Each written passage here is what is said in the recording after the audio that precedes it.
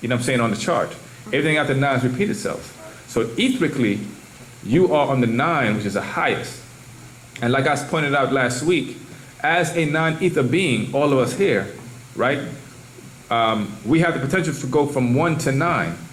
The Caucasian have the potential to go from 1 to 6, and that's only with his female, because she is God, right, because of the mitochondrial DNA.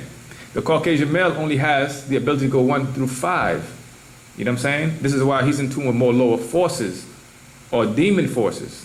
And this is why they try so hard in this day and time to mix in with us to survive this new sun cycle of non-ether. Because they know that they have to return back to the caves. You know what I'm saying? The sun is permeating non-ether again. And that deals with the essence of you as far as 9. You know, but I just wanted to drop that on you. But to answer your question, I'm not sure about those references as far as that site. I would have to look into it more and give you an answer based upon that. Also, my good brother just provided me with this chapter 10 in the Holy Tablet, Tablet 11. I'm just going to read a little bit of it. It's called Non-Ether. Okay. Lo, the slave mentality and European influenced religion, be it Christianity, Judaism, or Islam, or whatever denomination or sect, should all be eliminated, and this elimination will lead to right thinking. Why did this address this as non-ether? Because non-ether is a combination of all existent gases in nature and conscious gases. So you're non-ether by mind also, by mentality, which is why we have the ability to reason on the higher level. The Caucasian are great thinkers, but they do not have the ability to reason as we do on right reasoning. You know what I'm saying? This is why the mentality is based on fear and hopes, literally. On fear and hopes. Everything that they push in their media is based on fear. Their religion is based on fear, right? Even down to you going to work. You know what I'm saying? If you don't do the right thing, you fear you may lose your job, you may get fired. And who's the man standing above you? They are, and that's the reality. You know what I'm saying? So they're great thinkers, but they do not have the ability to reason with the 9 mind as we do. And we have been thinking on their capacity or on 6 for so long. And it takes somebody from a 9 mind to come along and raise us up. This would be Panabab Yanun, who we refer to as our oversoul. You know what I'm saying? Because your soul is your ba, the creative expression of you. And that ties into your consciousness. That's who you are. You are a soul being. We all are soul beings. And we have to think on one frequency again as 9 mind. And it takes that. We have to question each other. You know what I'm saying? We have to grow in 9 mentality. You understand?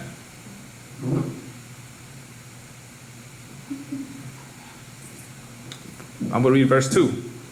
Right thinking leads to right action for liberty and equality with the help of the forces of nature. There's nothing wrong. Well, I'm not going to go there. I'll stop right there. Any more questions at this time? Also, you go ahead, brother.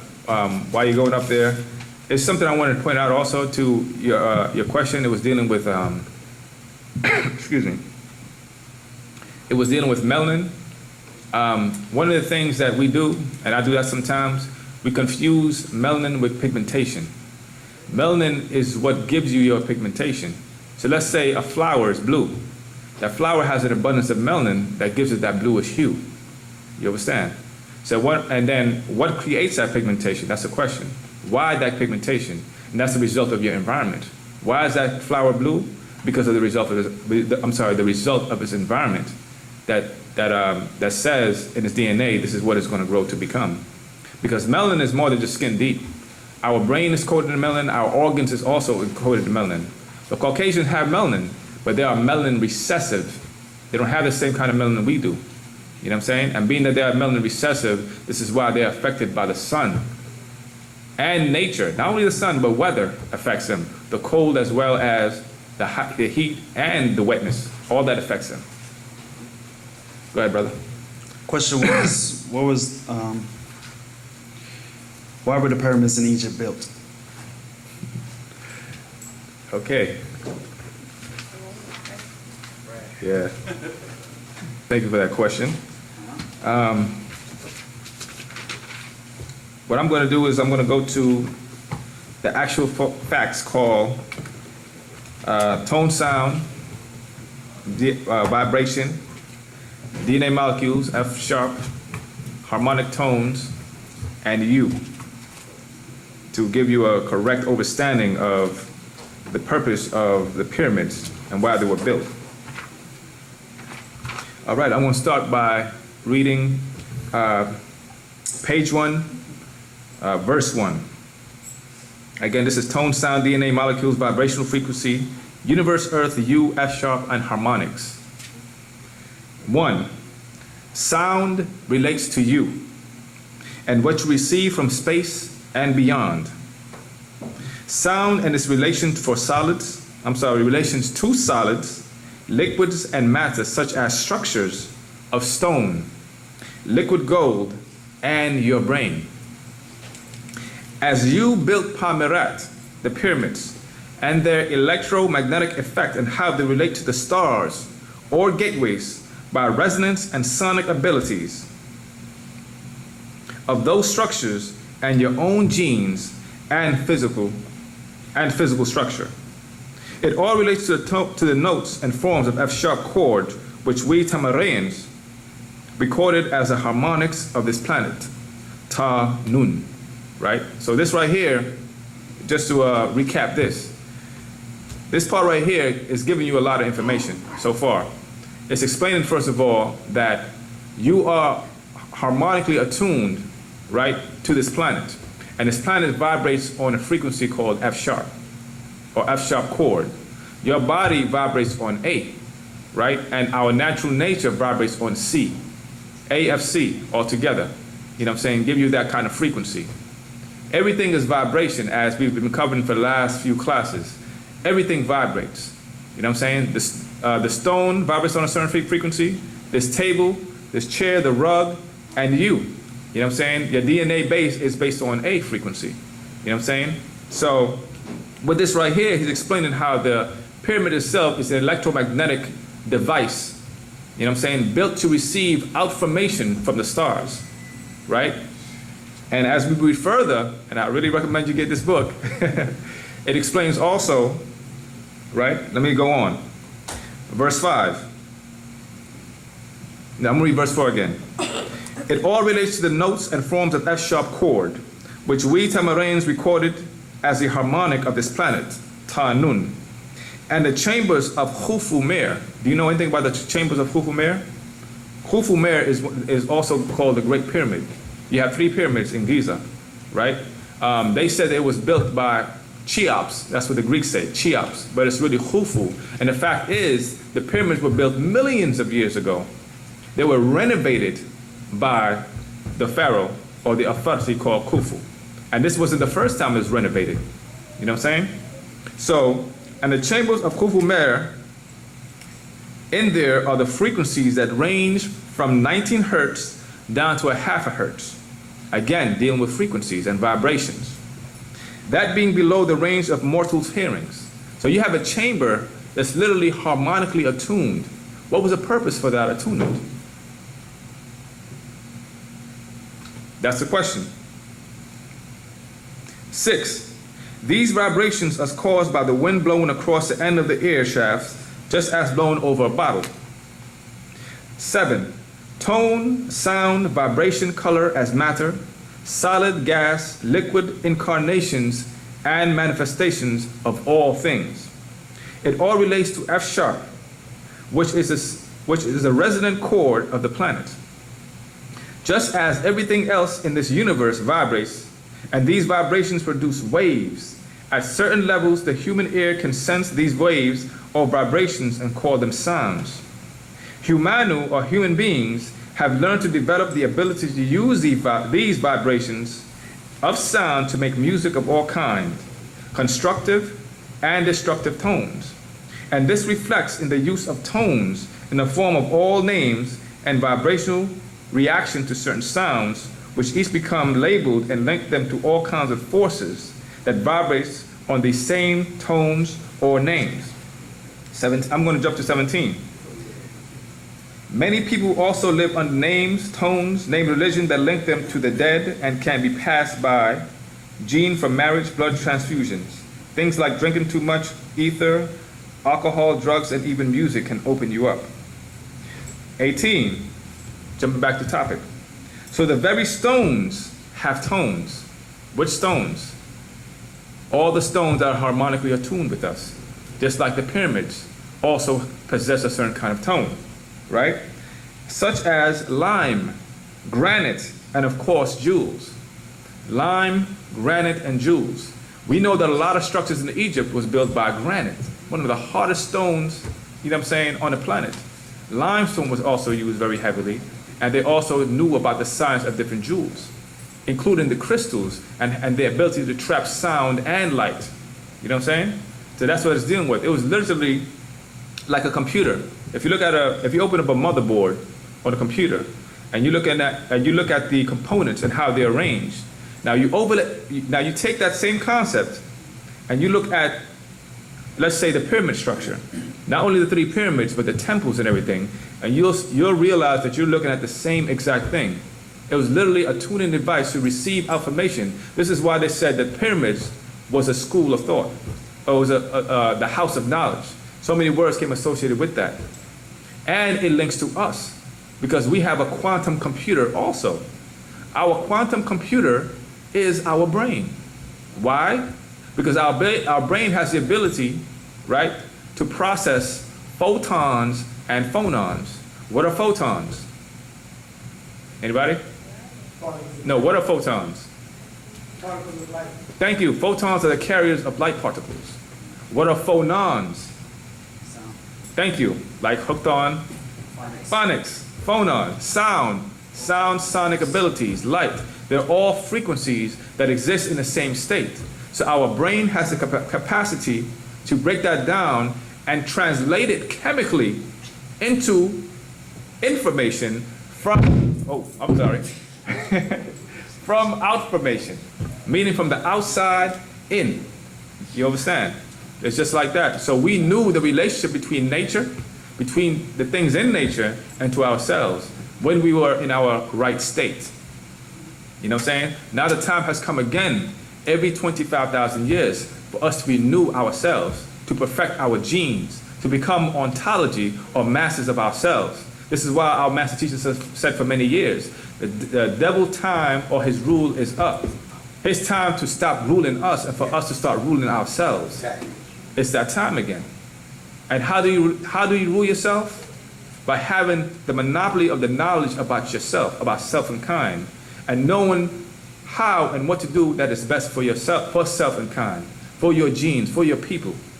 And this is what they want to keep us from attaining by keeping us distracted, by keeping the youth as music zombies, pleasure zombies, money zombies, just going out there and trying to do anything to keep them from focusing on the God within. And that's what they're afraid of. You understand? So imagine that again, where you remember what to do when you come across the pyramid, or you remember the greatness that's in your genes. And I'm gonna give you a true story, right? I'm an artist. You know what I'm saying? These structures that you see around here, this is what I do. I carve, I paint. I did not have to go to art school to do that at all. I went to Tamaray and started to develop it there. So it was always dormant in my genes. Imagine what's in your genes and her genes and that little girl's genes. You know what I'm saying? Imagine what's in that brother's genes. What's just laying there dormant to come out. When you start to feed yourselves and your ancestors, meaning you feed your own force, you start to do what's right for you and your kind, you start to have an awakening again in your genetics. That's your genetic explosions. And taking the right kind of information to cause a reaction in you genetically and psychologically. You know what I'm saying? And that's where the miracle lies. But I hope that was helpful. I know I gave you more than just understanding about the tones, the pyramids. Brother in the back. I wanted you to add to that only the teachers of Wu-nuwaupu can do that to actually know what you're talking about. Tawad, appreciate it.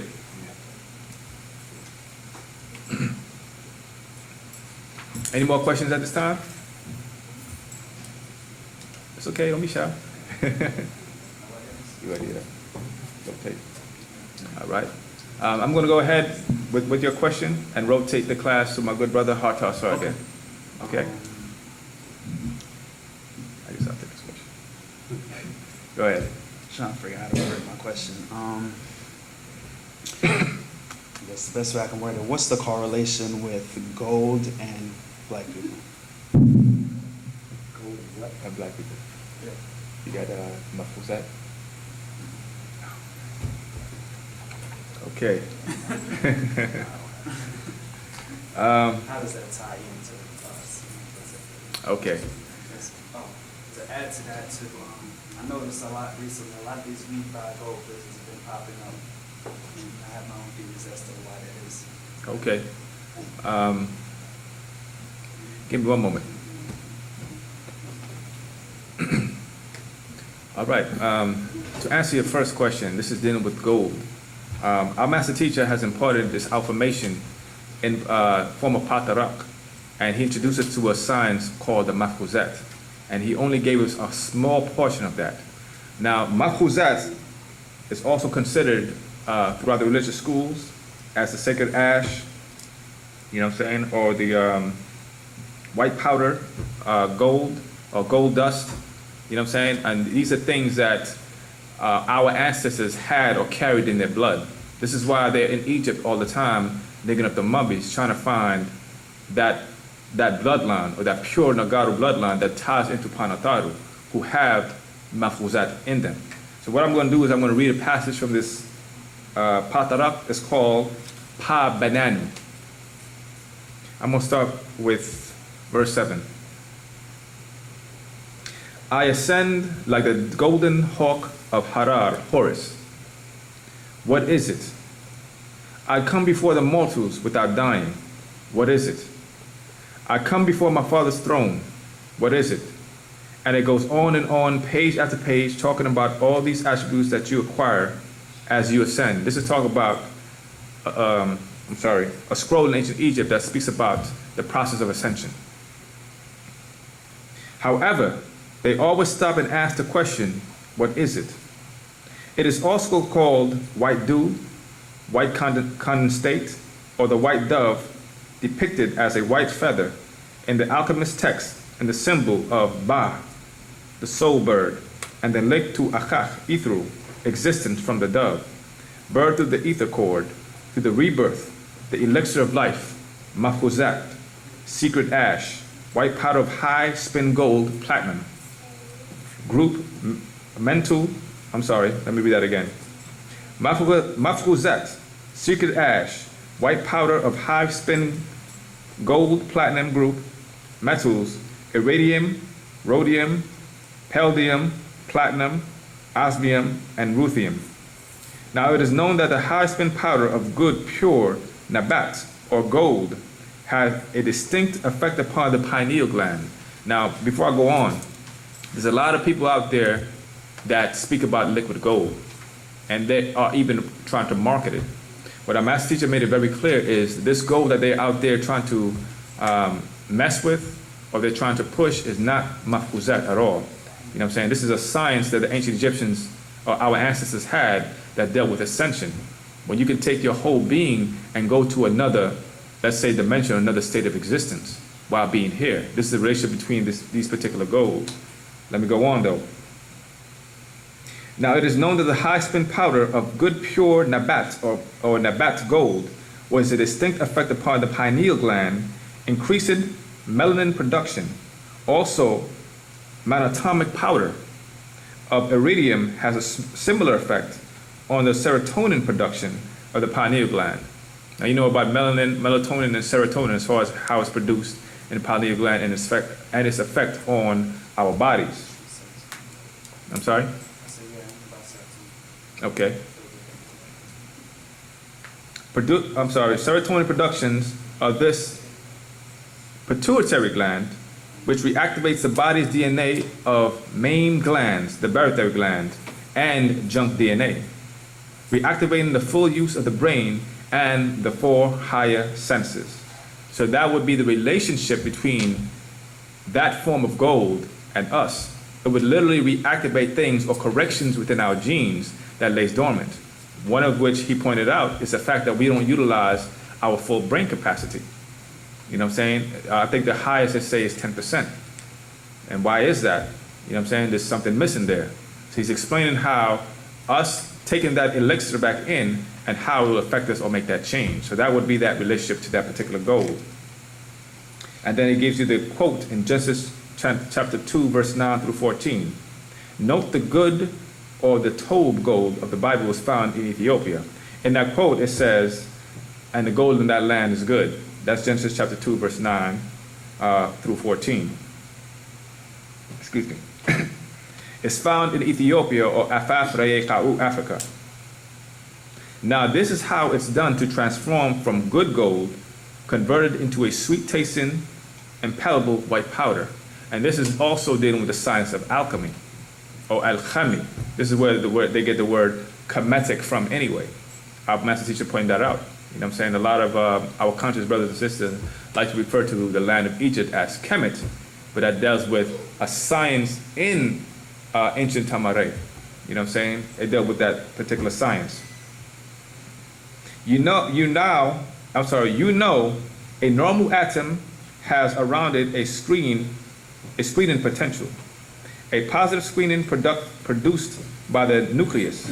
The majority of electrons going around the nucleus are within the screening potential, except for the outer electrons. However, the nucleus goes to the highward or high spin state when the positive screening potential expands to bring all the electrons under the control of the nucleus. And this is dealing with the reaction that takes place. Electrons normally travel around the nucleus in pairs, a spin forward electron and a spin reverse electron. However, when these come under the influence of a high spin nucleus, all of the spin forward electrons become correlated with the spin reverse electrons. When perfectly correlated, the electrons turn to pure white light. So this is actually giving you the, this is deep. This is giving you the scientific or the point reaction of how your body goes through that particular change of ascension or being a pure light being. And it is quite impossible for the individual atoms in the high spin substance to link together. Hence they cannot reform as mental, and the whole remains simply an impalpable white powder and through applied processes. And I'm going to stop right there. But Pa Bananu, you know what I'm saying? Check it out, if you could. I hope that was helpful. Okay. With that answer, I'm going to pass the class over. You ready, brother? To my good brother, Harta Sir.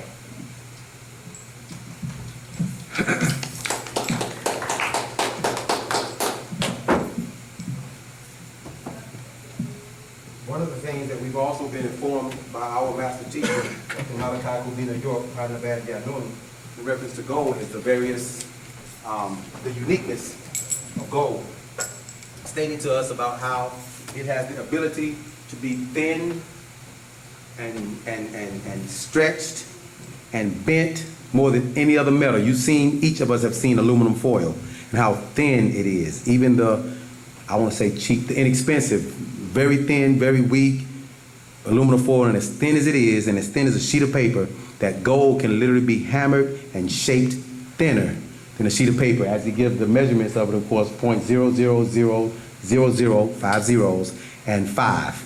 That's not even a half of a portion of a piece of an inch. That's really, really, really thin. Again, thinner than a sheet of paper.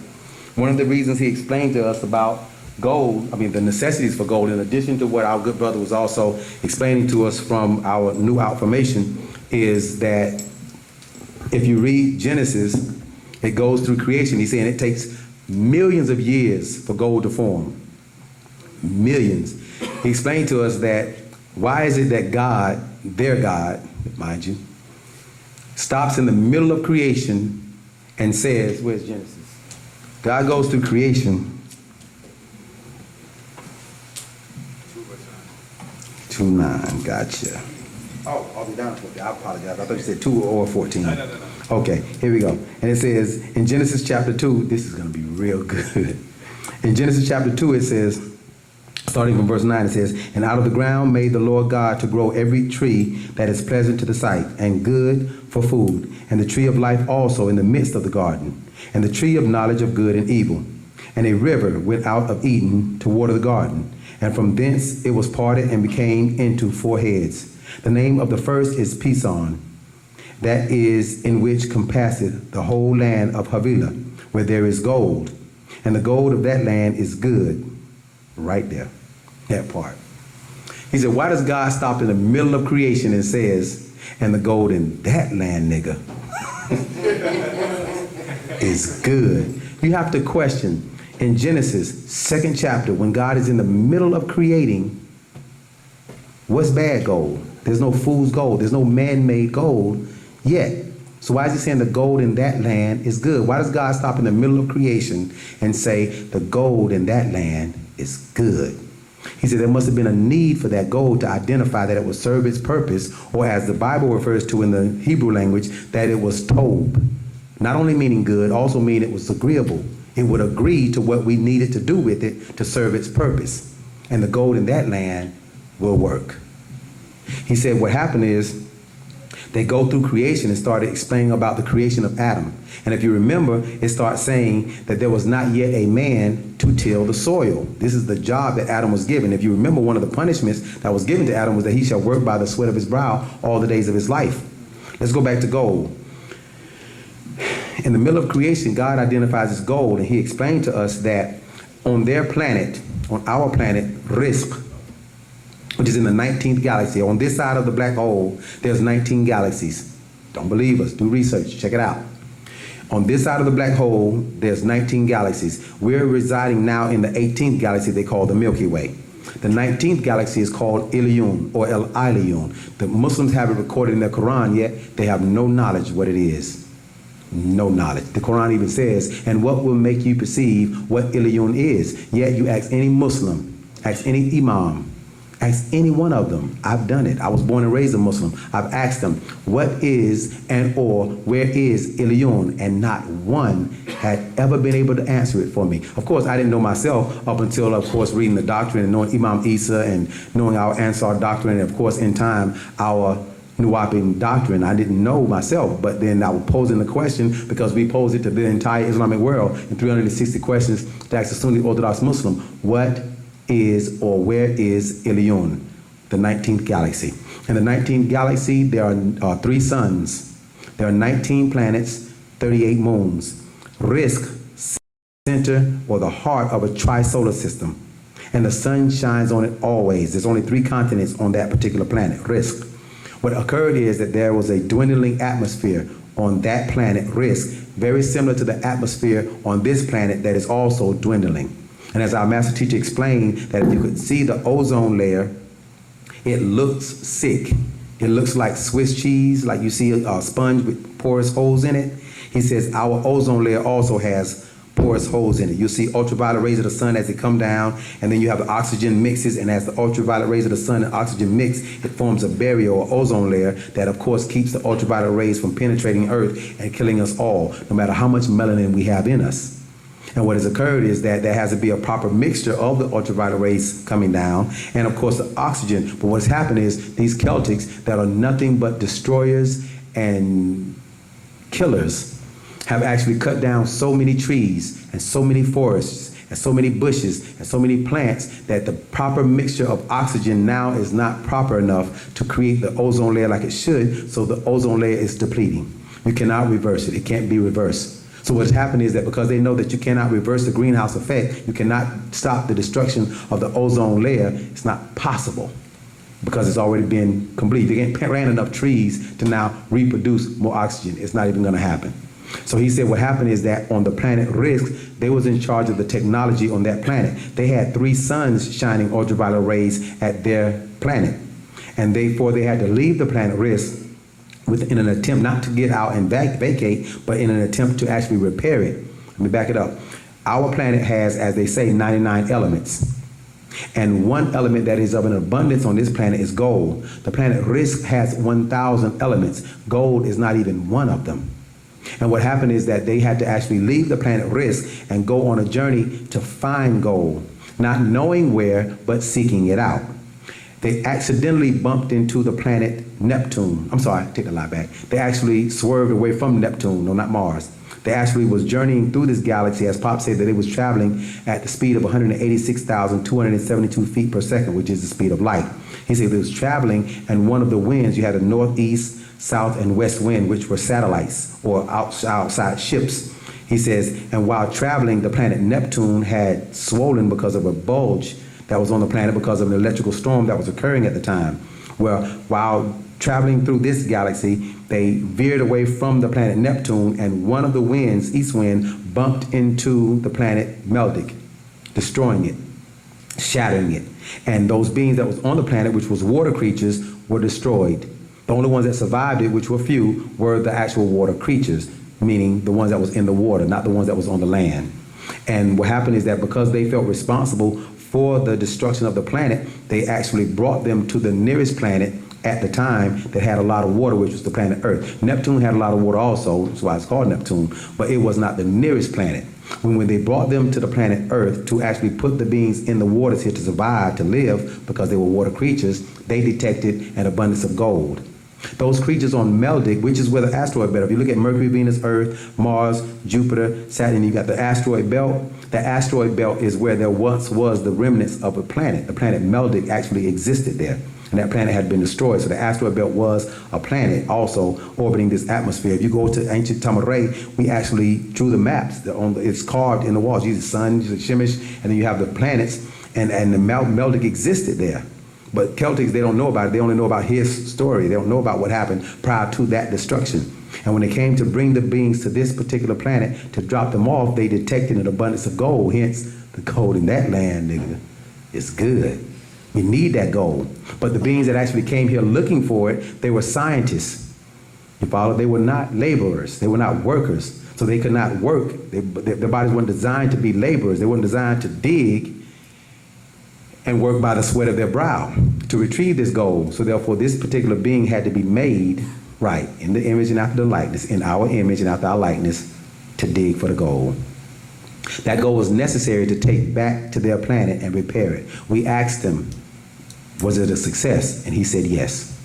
It was a success repairing that planet. Most people don't know, even when the space shuttles, NASA sends ships, as they used to, send crafts into outer space, one of the problems that they ran into is going towards Mercury and Venus, which is closer towards the sun, often because they're trying to find a way off this planet. They know that they can't stop the planet from destroying. So their thing is, okay, we got to get out of here, because on risk in Ilion, we were in charge of the technology, so we got out. Okay, on this planet, we are not in charge of the technology, so they are getting out. And they don't care about you. They don't care about us. They don't care about our children. They don't care. The only thing they're thinking is, we are going to leave and let them niggas destroy themselves. And we have our parents coming back to get us. What occurred is prior to that, their thing is they would also try to go to alternative 1, alternative 2, and alternative 3. They tried to go into certain caverns inside of the earth. You follow? You have Earth's surface, and then you have the what is it called, Mediterranean, or the middle of the Terra, middle of Earth, which is extraterrestrial Terra, Earth. You have the middle of Terra, which is Shambhala and Agartha, and between the center of Earth and the surface of the Earth are subterranean cities, where you have beings known as the Dewanis, you have beings known as the Deros, you have the Terros, you follow, which is coneheads. They made a joking movie about the coneheads. They actually live in caverns in the center of the Earth, where they tried to go in the Earth to get away from the ultraviolet rays of the sun, but the beings there didn't want them living there. They know humans by nature are destructive. Nigga, no, you can't come down here because you're destructive. You follow, your killers, your murderers by nature. So no, you can't come down here. So as a result of that, they couldn't. They tried to go to Venus, but the Venetians wouldn't allow it either. Those beings on the planet Venus are not physical as we and or you and I are. These beings are like gaseous beings, as our master teacher explained. And he explained that the beings on Venus, or the Venetians, wouldn't allow them to live there as well. So therefore, they had to go, of course, away. They weren't trying to go closer to the sun, but they were trying to go to a nearer planet. The next nearer planet was, of course, Mars, or your Martians. They found out life did exist there, and therefore they can also.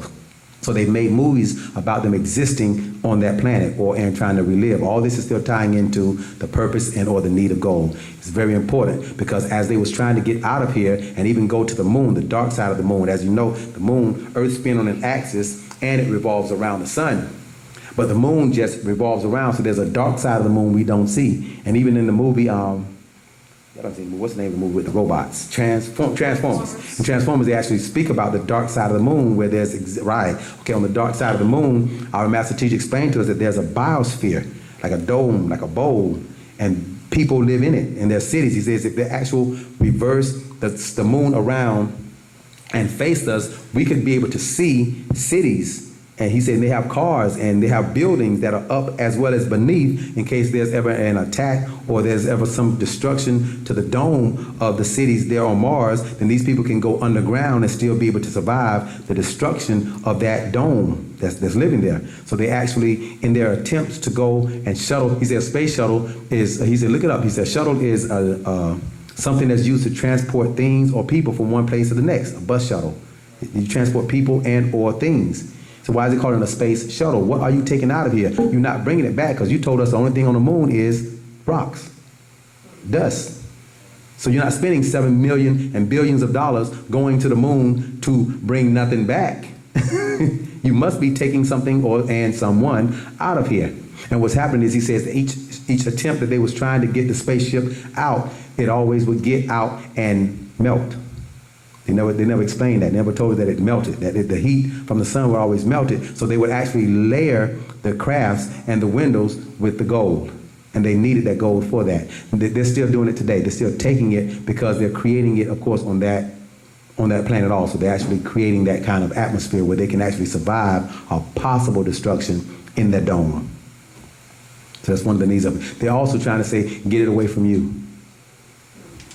If you're foolish enough to say, yeah, I'll give you money for this necklace that's broken, we need the gold. And their thing is, laboring for it is one way, but we can just say, here you go, let's trade.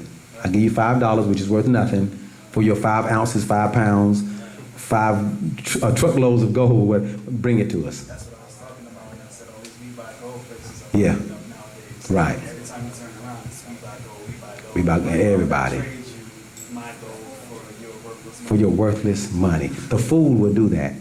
So and people are doing that. It's like, oh man, really, dog? Let me go ahead and just take and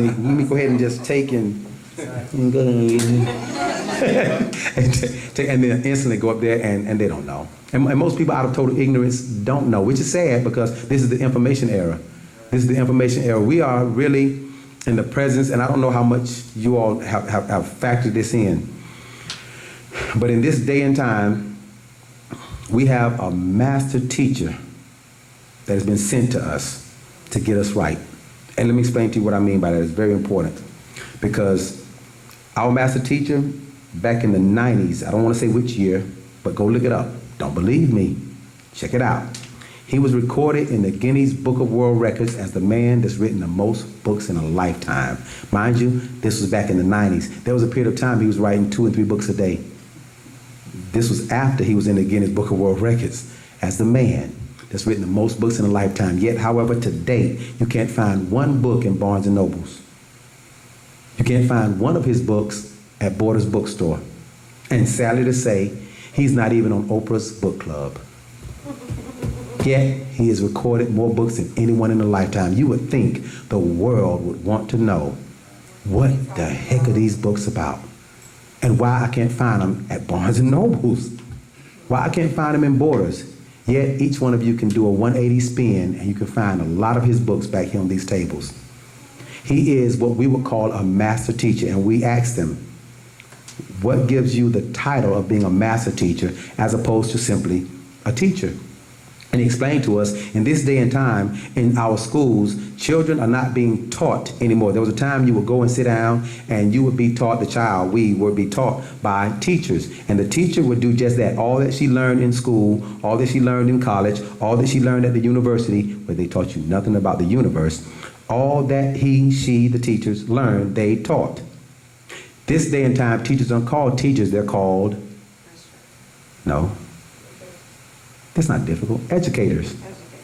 Right? All the teachers are called educators. You even look on the, y'all gonna start driving, you're like, damn, I never noticed. On the back of the license plate, it now says, I am an educator.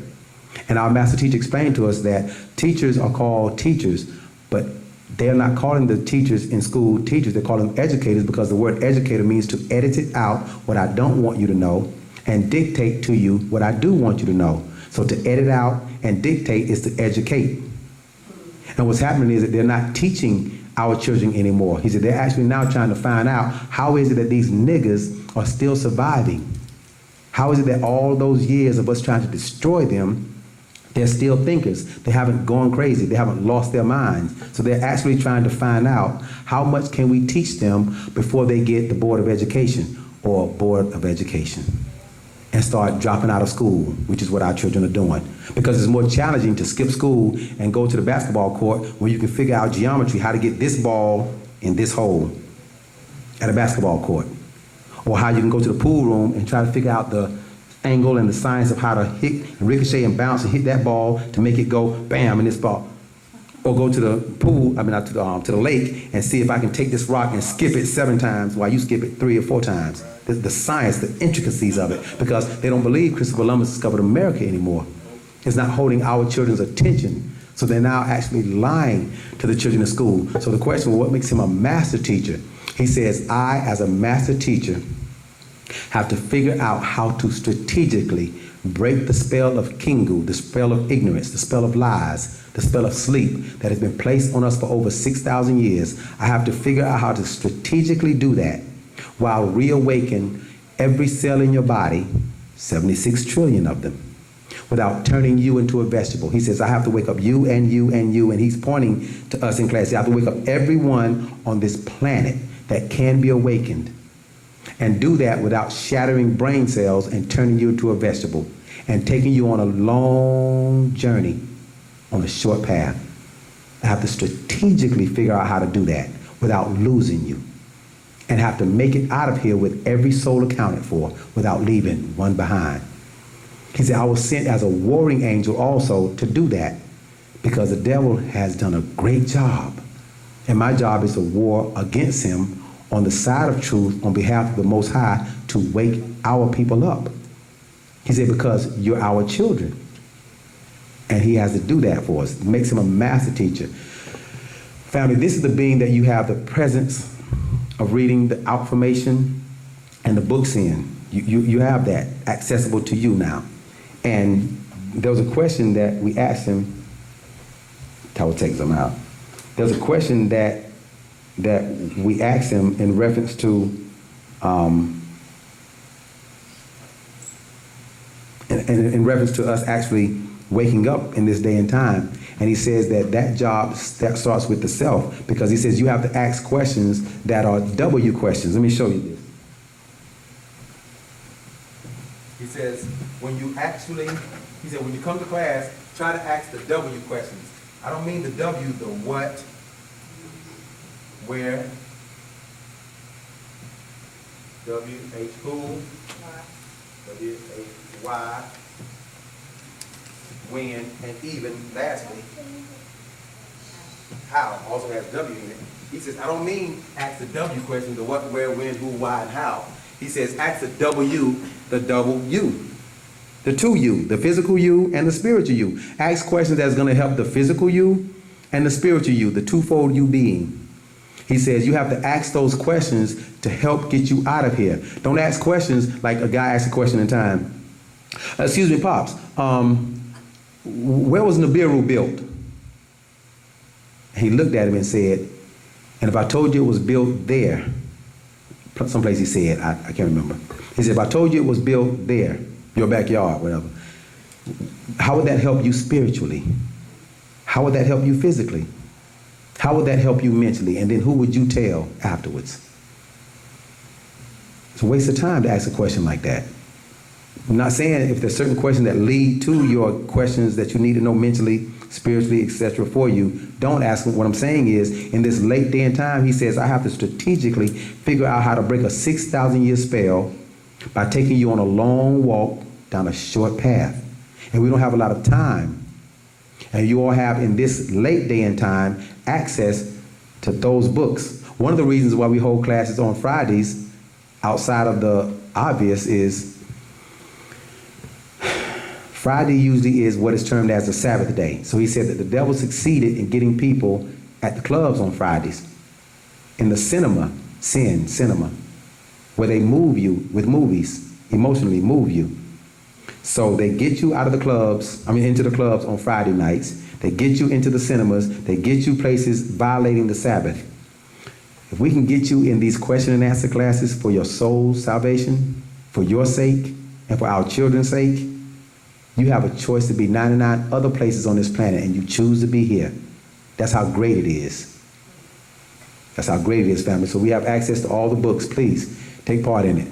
Anyone have any? Oh, I'm sorry. The brother brought also up here. Our master teacher has an author's note, which if you read a lot of the books that he has of a very serious series, he says, I have devoted my visit to this planet to the resurrection of the mentally dead, which I affectionately refer to it as mummies. Never did I know that the evil one had done such a great job with these people, both mentally and physically. Mental you, spiritual you, physical you. As to have them hate self and kind. My greatest dilemma and hindrance has been the black devil. His greatest, not the white one, the black devil. Born amongst you and by you, married to you, socializing with you, praying in the same sacred houses of worship as you.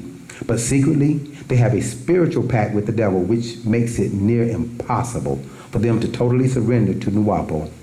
But for the few chosen, he didn't say for the half chosen, the many, the few. If I asked you to give me a few potato chips, you wouldn't even give me half the bag. If I asked you, let me get a few pieces of that. If you had some grapes, a bunch of grapes, and I said, yeah, let me get a few, that's not a lot.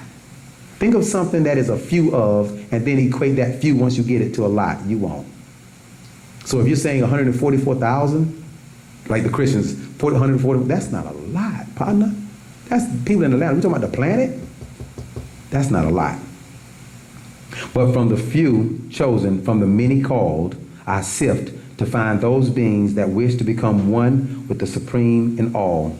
So I, the Supreme Grand Hierophant, Wu-nuwaupu, as I am known throughout the mystical schools, the incarnation of Tehuti, Thoth, student of the great tomb known as Atumbre, that's Tehuti or Thoth. The first point of resurrection from ignorance to the right knowledge, the right wisdom, and the right understanding. I have blended in with each of the religions most interested to my people. I lived as one of them, and he did. Practiced as one of them, and he did.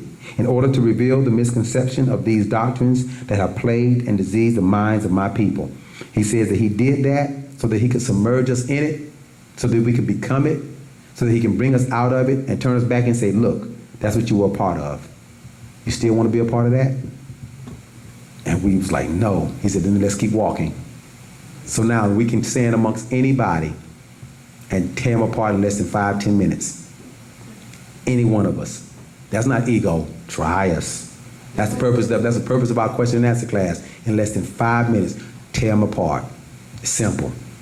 He wrote books, 360 questions, asked the Sunni Orthodox Muslims, they haven't produced one answer. 360 questions, asked a Christian, they haven't produced one answer. 360 questions, asked the Hebrew Israeli Church, they haven't produced one answer. 360 questions, asked the Hebrew Israel, they haven't produced one answer. He said he produced 360 questions because that's completion. We completed that degree. We moved on. And they haven't yet answered one. He said in order for them to answer one, they have to literally tell the truth. And they're not going to do that because it will prove their religion wrong. Got it, family? Last question. Anyone else? Because I know we left off from talking about the goal and then moving forward from that. So I want to give opportunity to one last question. In 3, 2, should have started from 2. I'm just playing. Now go ahead. I know Wu-nuwaupians are here and all over the world. I was watching a documentary, and one of the things they were talking about was Anunnaki Africans. And they're actually Africans, and they went to their country because they're secluded. You know, they don't mix with the outside world. But their belief is actually the same, that they were sent by Nu to mine the earth, and all of those things. So I'm wondering if, along with Wu-nuwaupu, is there any other society that like follows the same doctrine that are known by Dr. Malachi? I'll say this. Oftentimes, our master teacher, being of course a master teacher and guide, no one has done, is doing, nor will do, and I'm not saying opinionatingly. Find someone that has done what he's done. Go ahead, we'll wait. You won't. Find someone that is doing what he is doing. You won't. I'm not saying I haven't and you might. You won't. And all that he is going to do, in addition to what he has done leading up to what he's going to do, you won't find another being on this planet to do that. He is, in the total sense of the word, a master teacher and guide. But as a result of that, you have people that were once students of our master teacher and have branched off because they got the little piece of a portion of a part of a fraction of what he was teaching, thought they knew what he was talking about, thought they knew where he was going with it, and in their own arrogancy, out of their own ego, and I'm going to use stupidity, wanted to start their own organization. I want to say it opinionatedly to the degree that I will. They have that right. Every pastor, preacher, reverend, deacon, minister, Bible scholar, archaeologist, theologian at some point read the Bible, thought they understood it, and figured I'd start a congregation, and they don't realize that they have the souls of those people they're misleading to answer to. They don't know that. They will find out. A lot of people have taken our master teacher's doctrine and have tainted it insofar as taken it away from it and went off and did their own thing. And I'm not saying these particular people that you're speaking about in Africa has done that. I don't know specifically whom you're speaking about. I'm saying people have literally taken our doctrine and went off and started teaching it, and then they have incomplete doctrine. So you have people that have come across Wu-nuwaup by way of him, or Wu-nuwaup by way of her or them, and then they'll have so much knowledge to give, having sat at the foot of our master teacher for so long that it seems that they are the authority on that which they're speaking about. And those who don't know, which ignorance means to ignore the facts, ignore ignorance. Those out of total ignorance don't know that he is not the source or the originator of that science or that information.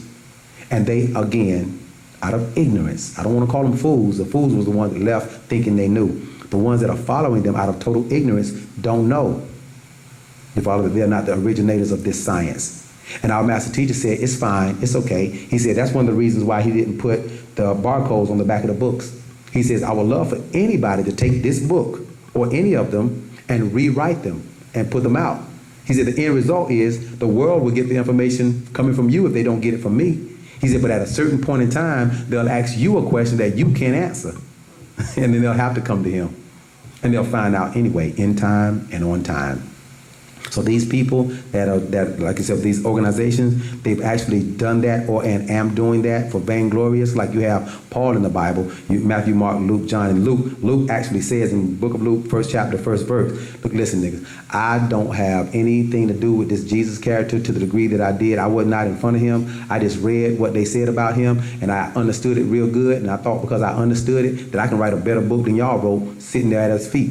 He literally says that. Read it. Don't believe me. Check it out. Luke, 1st chapter, read it down. Luke will tell you, I don't know at all what I'm talking about. Indirectly. He don't say, I don't know what I'm talking about. He says indirectly, look, listen, I think because I read it and I understood it, that I got a better understanding than them niggas do. He literally says that. Read it. So these people are actually, they've actually taken that doctrine, or our doctrine, and have added this to it, taken that from it. And that happens with all organizations. Nation of Islam, they did it.